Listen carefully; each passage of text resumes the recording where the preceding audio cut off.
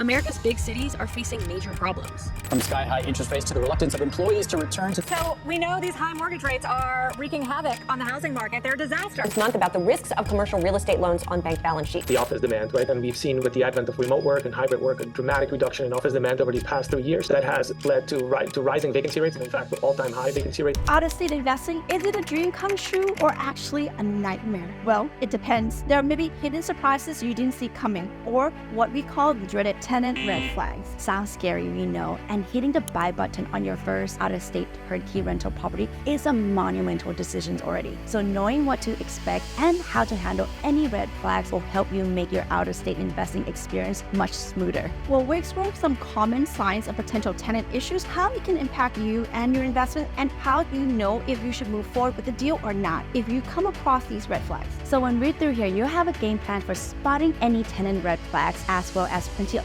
confidence to take on anything that comes your way in your out-of-state investing adventure. Let's get into it. To illustrate what we're talking about, we first like to know if you ever had a splinter. Yep, you heard that right, a splinter. What does a splinter have to do with tenant red flags? Well, think about it. You're going about your merry way, enjoying your life, when suddenly, bam, out of nowhere, you snag like a little splinter. It stings for sure, but you know, pulling it out may be more time consuming, but actually hurts more. So then you soldier on and you go back to whatever you're doing. Only later, that little tiny sliver grown more and more irritated, and it starts taking all of your focus because you can't think of anything else. Now replace that image of the splinter with the out-of-state tenant. A red flag may start out small, but over time it can turn into more pain and stress if it's not handled right away. And in this case, instead of throbbing finger, the stakes a bit higher. We're talking thousands and thousands of dollars being on the line. Yikes, right? So let's set the stage here. We're discussing a situation your fellow out-of-state turnkey investor has found herself in, because we all can learn valuable lesson from it. She's in the midst of sealing a deal on a turnkey property, but there's a snag. The seller handed over the rent roll, and guess what? The tenant's a whopping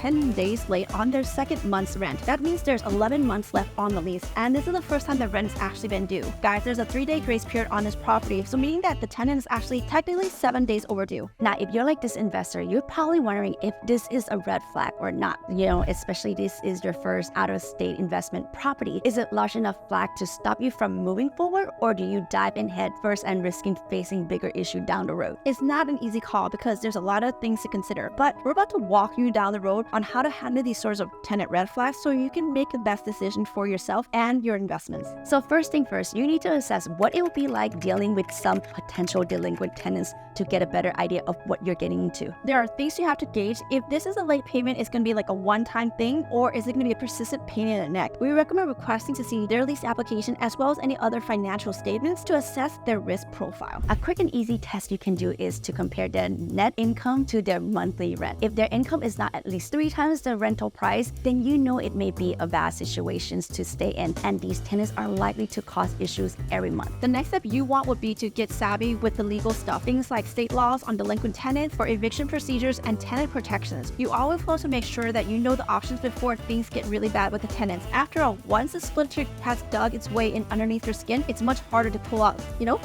Yeah, so once you know the law, you can have a plan in place for a timely eviction if it comes to that. You just don't want to be dealing with red tapes or legal snags when you're ready to be rid of problem tenants. Trust us. After you assess your red flags and gone over all the info you need about the tenant and laws, you're probably wondering if you should move forward with this out-of-state investment deal, despite all the red flags, or find a way to bail. Just remember, the choice you're making will affect you both financially and personally. You wouldn't up and quit your job without knowing what you want to do next, right? Having all the information is essential to feeling good about taking the path you choose, and there's are a few more things to know before you can confidently make this decision. First, you want to crunch the numbers. Do you have a financial safety net? If you don't have enough cash stashed away to cover your mortgage, if your tenants go AWOL, then the risk may be a bit too high to take. Additionally, even when you know the laws about evictions and are prepared to carry them out, don't forget those can cost money as well, right? Whether it's dealing with the lawyer fees or even property damage. Now, there's something you can do to mitigate your risk a bit. If you've ever been rock climbing, you know that there's always a crash pad laid out in case you fall. Usually you won't need the pad, but still it's a peace of mind knowing that if you land or you fall, you can land on a cushion. When it comes to out-of-state investing, consider giving yourself a metaphorical crash pad by negotiating with the seller of the property to get a price concession for dealing with potentially bad tenants,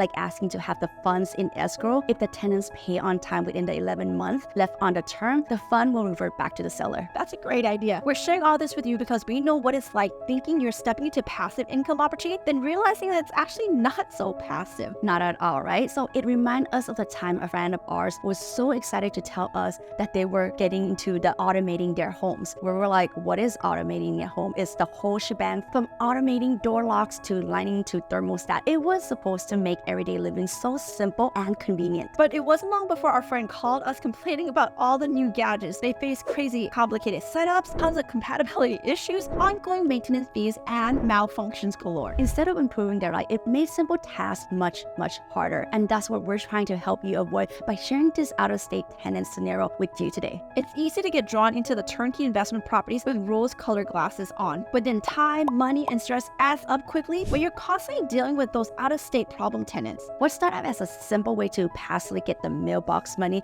can quickly turn into what feels like a full-time job. We're just guessing here, but that's probably not the vibe you were going for, right? Not at all, right? That's why it's so important to look at the opportunity from all the angles before diving into the out-of-state investment opportunity. You want to know how you will handle any issue that arises so they don't take you by surprise. We love surprises, but just not that kind.